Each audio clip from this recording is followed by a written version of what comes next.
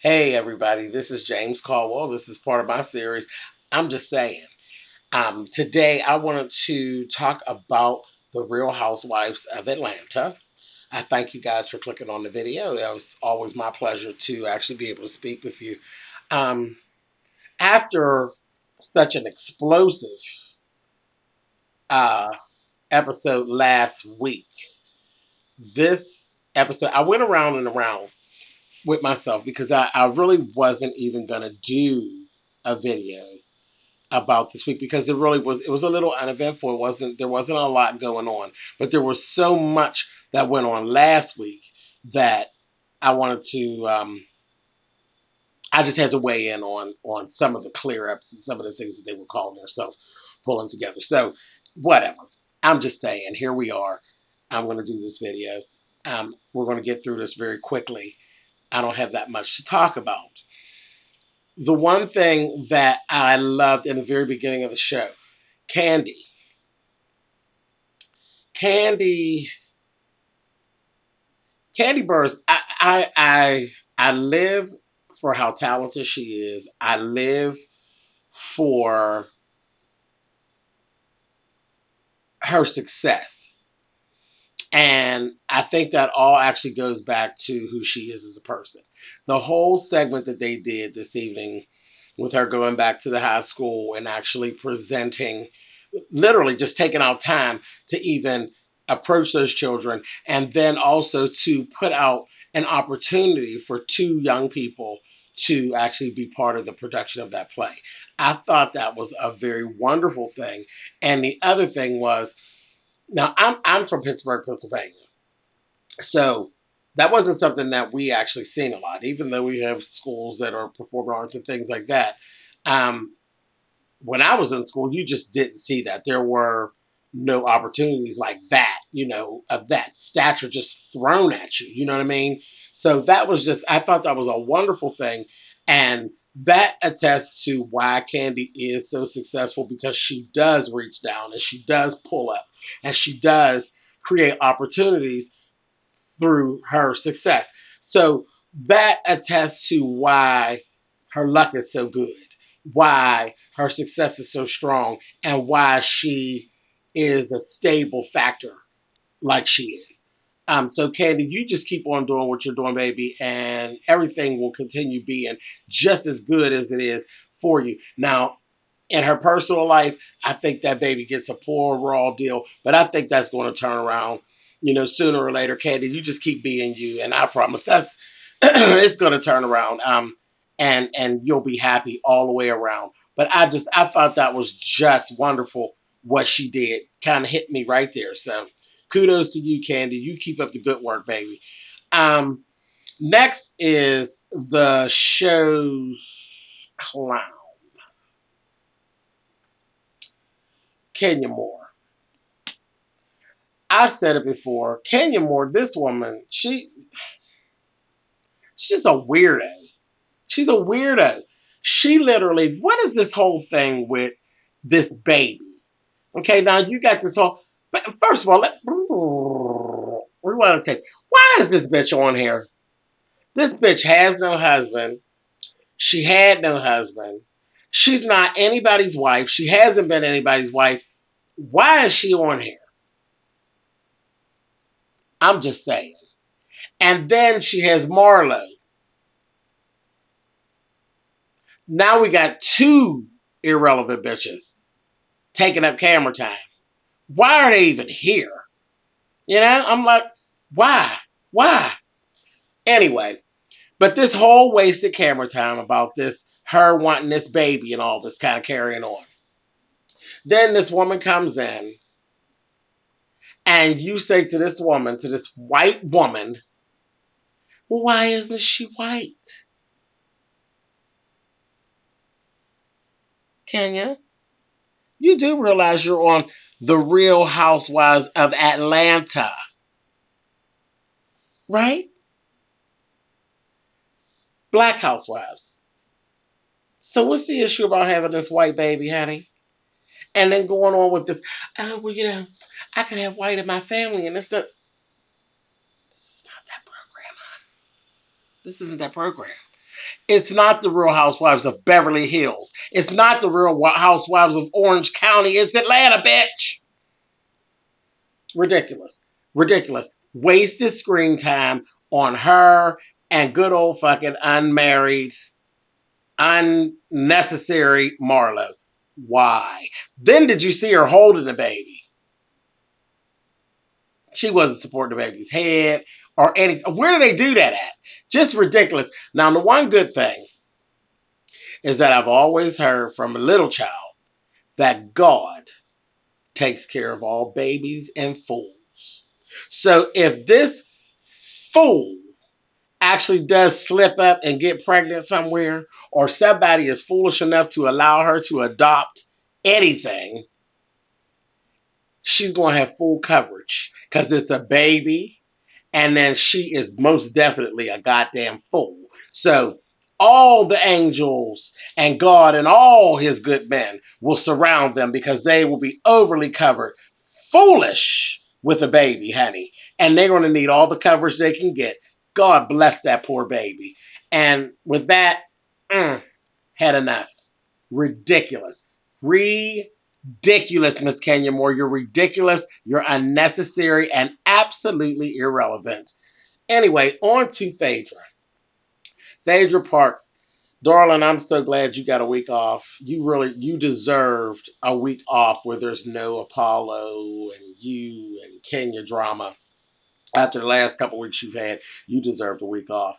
Now, is it me or is Mr. Willy creepy as hell?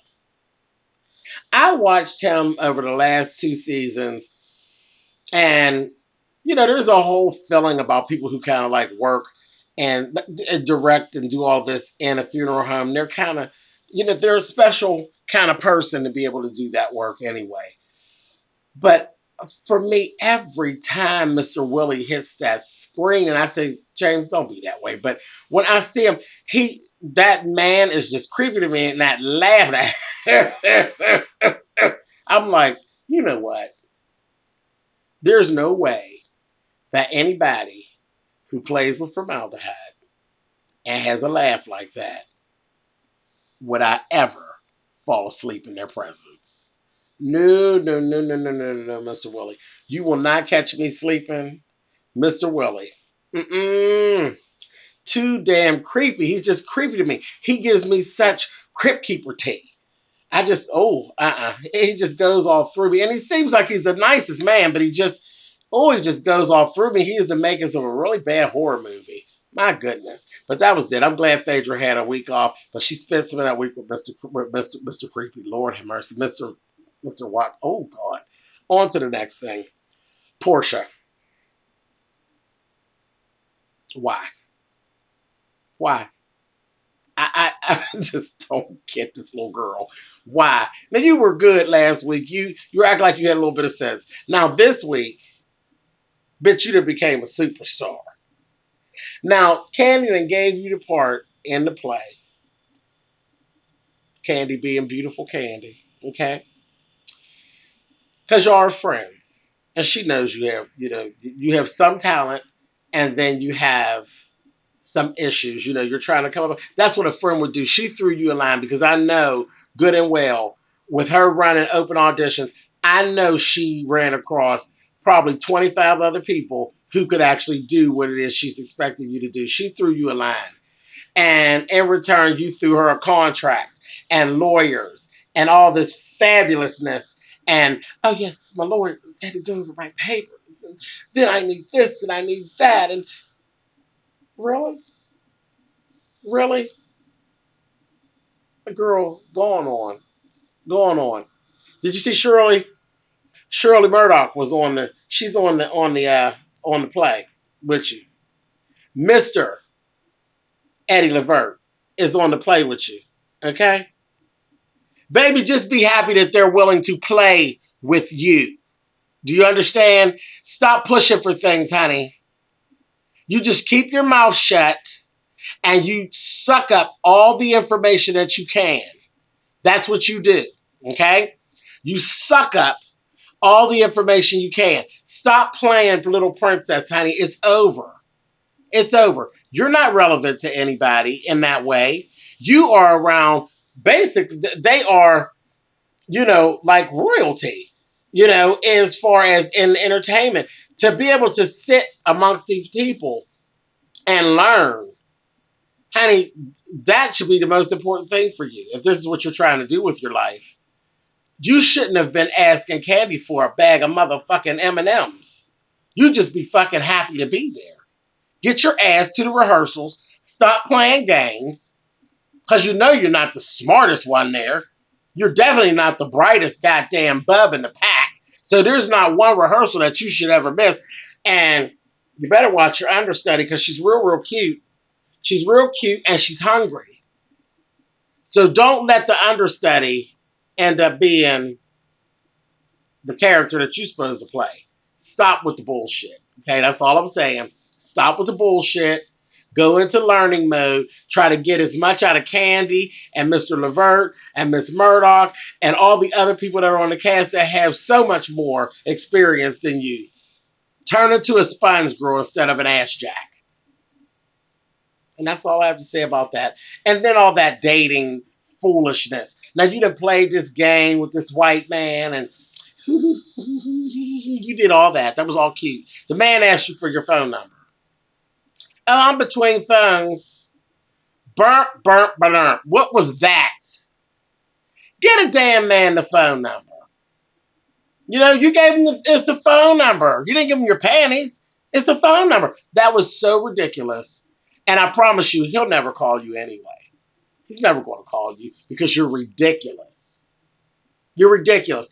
Don't pass up something good by being so ridiculous. You're straddling the fence, You got your ass poked out. You bent all over with 500 bags of hair on and all this. You're putting yourself right out there. And then we get to the bridge. Oh, no, I don't want to do that. Foolishness. And a waste of camera time. You hanging out with them playing games when you should have had your motherfucking ass over at the rehearsal. And that's enough. I done had enough to talk about you today, Portia, because, girl, you got up underneath my skin with that foolishness. And now on to the reason that I had to do the video. The whole situation with Cynthia, Nene, Greg, and Peter. It was very bothersome to me, and I've stated that in my last video. It was bothersome, Nene, just disrespectful. Greg was just unnecessary. I think Greg actually did see the error in what went on. I really do. I think he's sorry about how that went down because it was absolutely ridiculous. Nene, I know. She's one of those people, she don't want to admit it, but Nene does value Cynthia's friendship. But she's so used to shitting on her that she just can't pull back. She just can't. It just is what it is. She's so confident in herself and the way that she's able to treat Cynthia. And it's sad. It really is sad because at some point it's going to destroy their friendship. It really is. It's going to destroy their friendship because Nene is so fucking bipolar and disrespectful when it comes to friendships with people. But I guess she's doing the best that she can. It gets ridiculous. And I promise you, Nene, if you don't stop, you will lose your friendship with Cynthia. And we can tell by watching. You do value your friendship with Cynthia and with Peter. And I suggest you stop. Stop with the bullshit. Stop with the mean girl act. It's not cute. It's not cute. And why lose a good friend in the process? Trust me, Cynthia's riding for you. She could be your ride or die chick. She loves you. But all that old bullshit, trust me, been there, done that. I could tell you stories about this type of dumb shit. Don't fuck up your friendship trying to be the shit. Let it go. She couldn't even give a real apology to the man about calling him a bitch and all that because you're so in to your ego that you can't let down the guard. I gotta keep them in place. I gotta let them know that I can talk shit to them and all that. You're going to lose two good friends on some old bullshit. Okay? So that's that. That's what I had to say. That's why I felt the need to do the video because I watched. It wasn't a complete apology. Peter and Cynthia are nice. I would not have even accepted that apology from Nene. Nene, I wouldn't have. I would have purged that friendship right there, and let's get over it now. Let's grieve it now and be done with it, because she didn't really apologize where I thought was totally sincere. And trust me when I tell you, she will violate again. And we will be sitting here watching. We'll be waiting and we'll be watching, because Nene Leakes is going to violate again. She's going to run up on Peter again. She's going to talk bad to Peter again. And she's going to violate and talk bad to Cynthia again, because you just got that whole disrespectful thing going on. She needs to move away from that. But and that's just what I saw. I don't know. You guys leave comments and tell me what you saw. If you saw something different. All in all, I like Nene. I don't like this way she's acting, but I have a real distinct feeling Miss Nene's going to violate Cynthia and Peter again, and it ain't gonna be long. It won't be long. We'll be watching. We will definitely be watching. So with that, I'm going to go ahead and wrap this video on up. I thank you guys for clicking on the video. I thank you guys for watching. And like I said, leave your comments. I always love when you leave your comments. You can actually follow me on Twitter as well. I'm at Twitter at SpillItBoy. And I will see you guys really, really soon. Take care and have a great night.